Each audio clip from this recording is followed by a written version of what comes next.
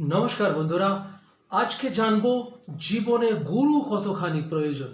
আসলে আমি বহু মানুষের সঙ্গে বহু সময় কথা বলেছি যে জীবনে গুরু কার কতখানি প্রয়োজন, বা গুরু আপনার আছে কিনা, বা কেন গুরু নেই। বিভিন্ন প্রশ্ন বিভিন্ন সময় বিভিন্ন মানুষকে করেছি, কিন্তু উত্তর মোটামুটি সব জায়গা থেকে একই রকম পেয়েছি যে গুরু পাইনি। গুরু কাকে করব জানি না, গুরুকে কে গুরু হবে, আমার কোনো গুরুর প্রয়োজন নেই, এমন নানান কথা। মাই ডিয়ার, যদি ধরুন আপনাকে আমি এখন প্রশ্ন করি যে আপনি ABCD বা অ আ ক খ লিখতে পারেন কিনা, আপনারা হেসে ফেলবেন, বলবেন যে ধুর মশাই কি প্রশ্ন করছে। ট্রাস্ট মি, যেদিন আপনি একদম ছোট ছিলেন, হাতে পেন্সিলটুকু পর্যন্ত ধরতে পারতেন না, আপনার জীবনের প্রথম গুরু ছিলেন আপনার মা। তিনি আপনার এই আঙুলের মাঝখানে পেন্সিলটা ধরিয়ে তার হাত দুটো দিয়ে আস্তে আস্তে করে আপনাকে হাত ঘুরিয়ে ঘুরিয়ে অ আ ক খ ABCD 1 2 3 4 1 2 3 4 লিখতে শিখিয়েছিলেন। তাই সেই সময়টাতে আপনাকে যদি আপনার মা সেটা না শেখাতেন, তাহলে আজকে আপনি আপনার মতো করে মানুষ হতে পারতেন না বা বড় হতে পারতেন। সমাজ আপনাকে নিরক্ষর বলতো। তাই আপনাকে সমাজ যাতে নিরক্ষর না বলেন, সেই জন্য আপনার মা আপনাকে হাতে ধরে অক্ষর লেখা শিখিয়েছিলেন। তার মানে আপনার মা আপনার জীবনের প্রথম গুরু। দেখুন, ভগবান শ্রী রামচন্দ্রের গুরু ছিলেন ঋষি বিশ্বামিত্র মুনি, ভগবান শ্রীকৃষ্ণের মুনি ছিলেন ঋষি সন্দীপনী, হনুমানজির গুরু ছিলেন ভগবান সূর্য। তো আপনি বলুন যে যদি আপনার আমার গুরু না থাকে, তাহলে আমরা কিভাবে আলোর পথে যেতে পারবো?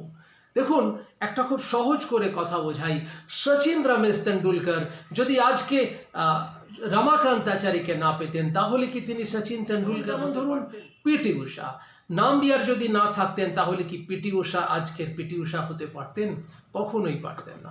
আসলে ব্যাপারটা কি জানেন, আমরা সবসময় মনে করি যে গুরুতেই সেই ব্যক্তিটিকেই হতে হবে যে আমার চেয়েও অধিক জানবে, আমার চেয়েও অধিক তার জ্ঞান হবে, বা গুরু যে সবসময় অধিক জ্ঞানের অধিকারী হবেন বা অধিক সাফল্য হবেন, মানে সফল হবেন আপনার থেকে, তেমনটা কিন্তু নয়। দেখুন, রমাকান্তাচারী কোন সা বড় ক্রিকেটার ছিলেন, কোন সা বড় ইন্ডিয়া খেলেছেন, তিনি কিন্তু সচিন রমেশ তেন্ডুলকরকে বানিয়েছেন। তাই ঠিক একই রকমভাবে জাম্ববান যদি হনুমানজিকে তখন মনে না করিয়ে দিতেন যে তুমি এই শক্তির অধিকারী, তাহলে হনুমানজি কিন্তু কখনোই সমুদ্র পাড়ি দিয়ে সীতা মাতার খোঁজ নিতে যেতে পারতেন না।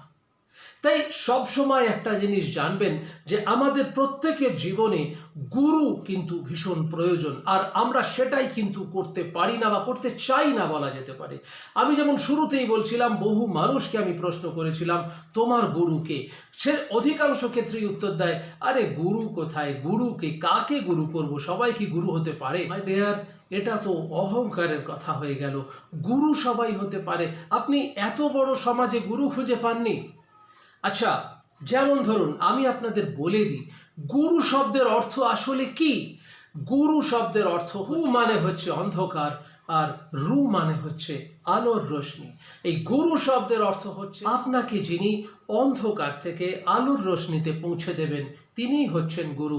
ঠিক যেভাবে আপনার জন্মের পর আপনার মা আপনাকে হাতে ধরে লিখতে শিখিয়েছিলেন, আপনার বাবা আপনার আঙুল ধরে হাঁটতে শিখিয়েছিলেন, তাই বাবা মাও যেমন জীবনের সবচেয়ে বড় গুরু।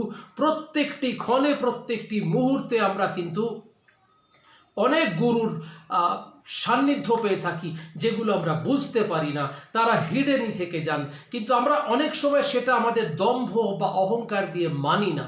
তাই গুরু কিন্তু জীবনের সকলের প্রয়োজন এবং সবচেয়ে বেশি প্রয়োজন।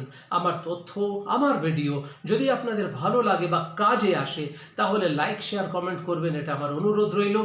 দেখতে থাকুন, সঙ্গে থাকুন, আবার আরেকটি ব্লগে দেখা হবে। নমস্কার।